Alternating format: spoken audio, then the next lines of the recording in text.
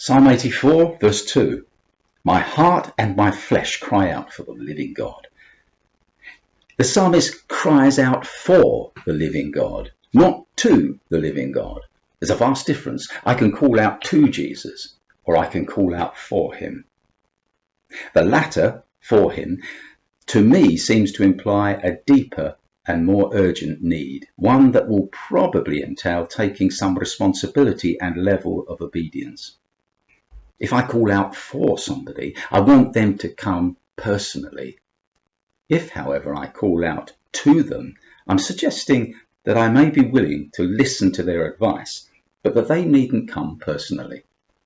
You see, it's a serious business crying out for God. We don't like to admit that we occasionally only want God to offer advice, that we may not like him to be too close by. Now, I used to have a friend, Tom, who had spent most of his wartime service in Burma. He was in the Second World War, in the so-called Forgotten Army in the Far East. When I knew him, he was a Salvation Army officer. And I asked him if he had become a Christian before going to Burma. Oh no, he promptly replied, adding, I'm glad I wasn't. It would have been too hard.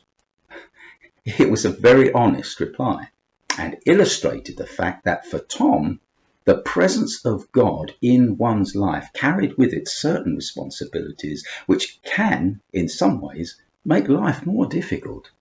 It's a narrow way that we walk. Unbelievers are free to do things that believers can't do. Also, a Christian has to be prepared to stand alone sometimes, and in Tom's situation in Burma, that may have been very hard.